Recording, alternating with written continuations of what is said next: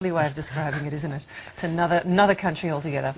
Now, the federal opposition is pushing for an early end to the government's billion-dollar stimulus spending, but yesterday Reserve Bank Governor Glenn Stevens said the stimulus had supported Australia during the economic downturn. And Mr Stevens disagreed with the opposition's calls to immediately rein in stimulus spending. For more, we're joined by the opposition's finance spokeswoman, Senator Helen Coonan in Sydney. Senator Coonan, good morning. Good morning, Joe. Now, we'll get to Glenn Stevens' comments in a minute, but first of all, the Australian report is reporting this morning that two-thirds of the Liberal Party backbench don't want Malcolm Turnbull to negotiate with the government on an ETS. Would that figure be about right?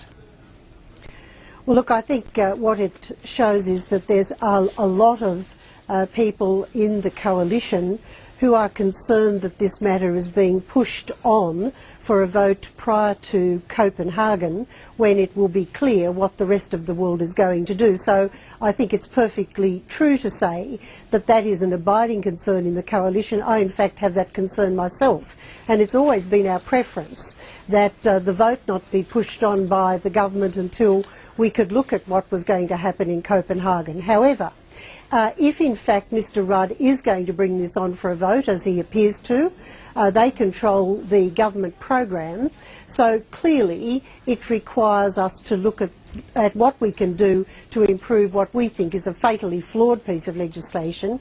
And Ian Macfarlane, who's got carriage of the matter on behalf of the coalition, is working very hard to try to deal with amendments that will make things immeasurably better. So one of the circumstances that I think we've got to look at is how all of us can understand this process that Ian Macfarlane is going through on behalf of Malcolm Turnbull, so that these concerns can be accommodated when we have our joint party meeting about it in a couple of weeks. So you don't contest that figure at all, that two-thirds of the Liberal backbench probably don't support Malcolm Turnbull even negotiating with the government on this?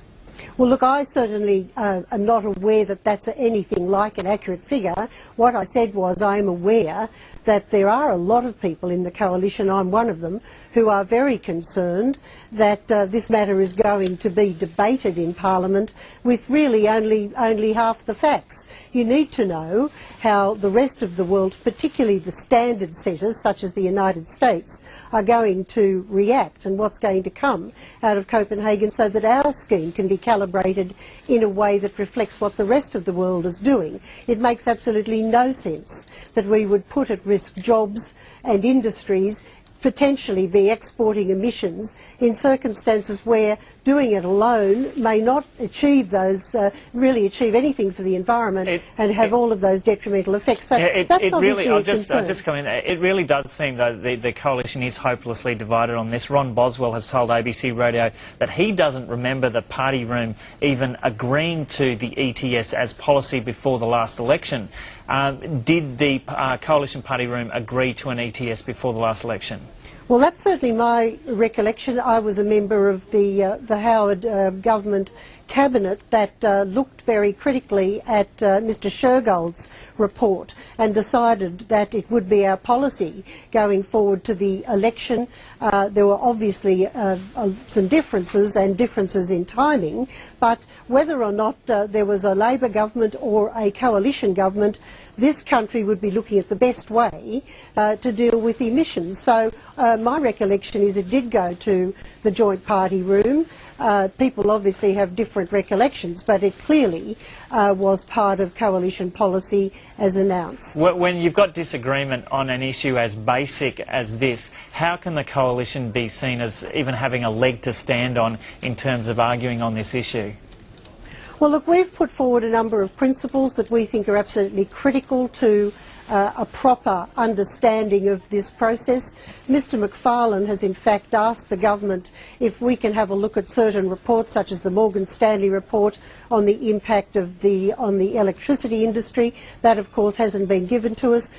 We clearly need to see the regulations, and as an opposition, that's entirely responsible, that we'd want to see how the nuts and bolts, the guts of this thing will actually work, so that you can explain it to the rest of the party. So rather than from being hopelessly divided. I think what we are doing is raising reasonable questions about a process of how we can all understand what the government is going to be asking us to do before Copenhagen. OK, we'll get on to those Senate hearings now that you were at yesterday. The Coalition dismisses Ken Henry's opinions as those of someone who has to toe the government line. You can't do that with Glenn Stevens, can you?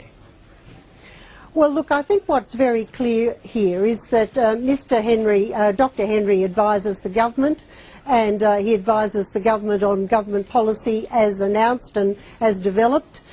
So he's in a different position to Mr. Stevens, who clearly is an independent operator. So he obviously runs the monetary policy and the monetary arm. If you recognise that he is, Dr. Henry advises on the fiscal arm. If you do recognise that he is an independent operator, then he says he has no problem with the stimulus spending so far, and he has no problems with the level of debt. Doesn't that blow your whole argument right out of the water then? Well, why don't we look at what he really said, which he clearly enunciated that the peak of the stimulus, the efficacy of the stimulus, has passed. It's passed because the emergency is no longer with us, thankfully. The economy is in recovery. That will mean, he said, that both fiscal and monetary policy, expansionary policy, has to be rewound. He said that there is a phase-out in the fiscal policy. That clearly goes through to about 2012 and will contribute to GDP up until 2012. He said that the government may indeed, if the economy starts heating up, have a plan B and look at either deferring or cancelling the 20 or 30 billion that they haven't yet rolled out. Reason being that that's going to allow him to keep interest rates lower for longer. Now, that's a slightly more expanded version of what he said in response to the points that you've just put to me. But let's look at the economy going forward, which is what he was asked to do.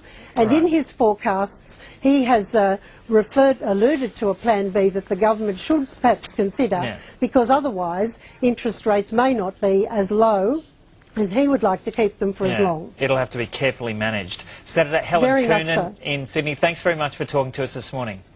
Thank you, Joe.